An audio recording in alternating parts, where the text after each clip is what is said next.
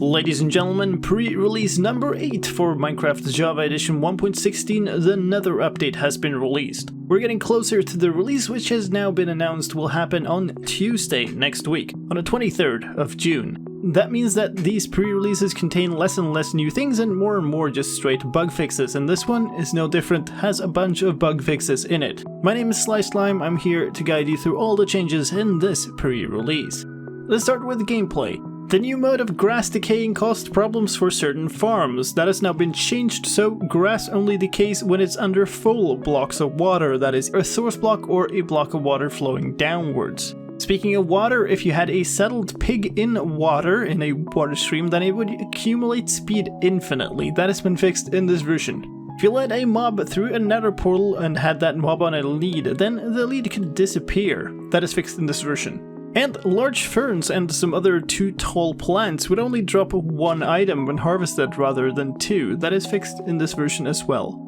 Couple of fixes to world problems. If you didn't select a biome when creating a floating islands world type, then you would spawn in a mostly empty world. That has been fixed in this version, and the reason for this bug was that the default biome was oceans, and oceans rarely have any terrain that reaches high enough to be part of a floating island. The default biome type has now been changed to plains, but if you want to try out that mostly empty world, you can still set it to ocean.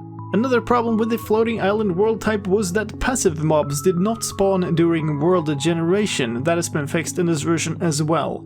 Mob fixes in this version, and let's stay on the topic of spawning. Piglins could spawn with gear that had too many enchantments on them. This was most prevalent in the side of bastions. That has been fixed in this version. A user interface fix in this version. If you selected worlds on the single player world list screen using your keyboard navigation, then the buttons for play, edit, delete and recreate never activated. That has been fixed in this version.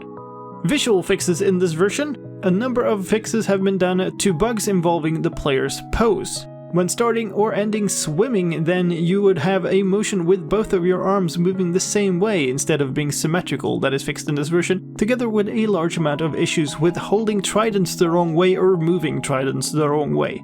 A technical fix in this version as well. When structure blocks loaded in the NBT data of entities and tile entities, they would directly get applied to multiple copies instead of copying the data itself. That is fixed in this version.